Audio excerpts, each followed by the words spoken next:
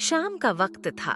गांव के मोड़ पर स्थित हरिओम की चाय की दुकान पर कुछ बुजुर्ग लोग बैठकर चाय का आनंद ले रहे थे। महेंद्र काका, जो गांव में सब्जी बेचते थे, हरिओम से बोले।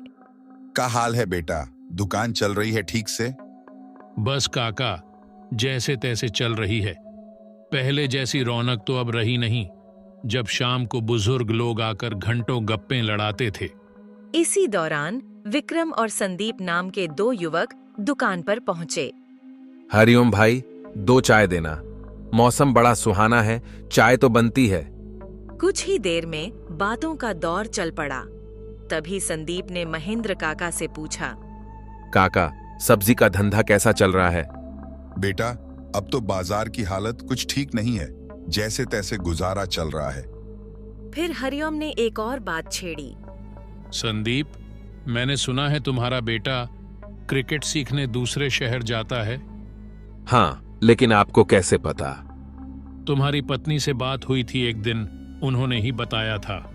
संदीप ने थोड़ा दुखी होकर कहा, क्लब की फीस बहुत ज्यादा है। डर है कि कहीं पैसों की वजह से उसके सपने ना टूट जाएं।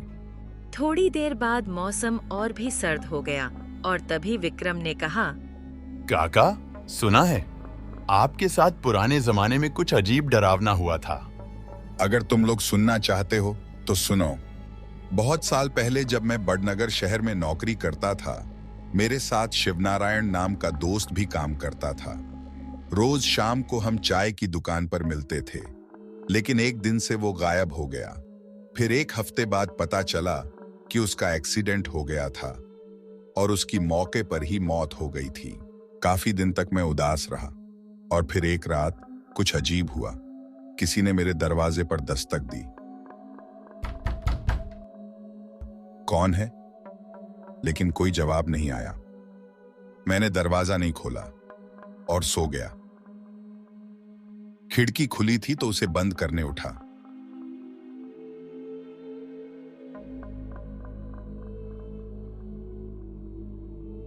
जैसे ही खिड़की के पास पहुंचा, मुझे बाहर शिवनारायण खड़ा दिखाई दिया। सभी सुनकर सन्न रह गए। तभी संदीप ने पूछा, फिर क्या हुआ काका? सुबह जब उठा तो देखा मेरे घर के सामने एक आदमी की बेरहमी से हत्या हो चुकी थी। वही आदमी जो मेरे साथ दफ्तर में काम करता था, रईस। कहानी यहीं तक पहुंची ही थी कि हरिओम बोला, अरे भाइयों, अब दुकान बंद करने का वक्त हो गया है। कल बाकी की कहानी सुनेंगे। अगली शाम फिर वही लोग चाय की दुकान पर इकट्ठा हुए। काका, आपकी कल की कहानी पूरे दिन दिमाग में घूमती रही। आगे क्या हुआ बताइए ना। अगली रात फिर वही दस्तक हुई। मैंने कई बार पूछा कौन है, लेकिन कोई आवाज नहीं आई।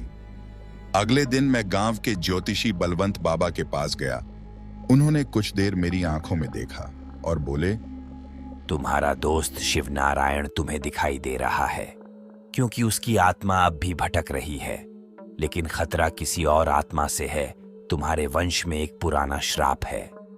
मैंने पूछा, बाबा अब क्या करूं? एक लाल धागा लो, उस पर कुछ मंत्र पढ़कर उसे घर के चारों तरफ बांध दो और अपने दोस्त की राख को पास वाली नदी में प्रवाहित कर दो। उसकी आत्मा को मुक्ति मिल जाएगी। मैंने वैसा ही किया और सच कहूं तो उसके बाद मुझे फिर कभी कोई दस्तक नहीं सुनाई दी और शिवनारायण की आत्मा को भी शायद शांति मिल गई थी। काका, आपकी ये कहानी तो रोंगटे खड़े कर देने वाली थी। अब तुम ही बताओ बेटा, डर लगा या नहीं?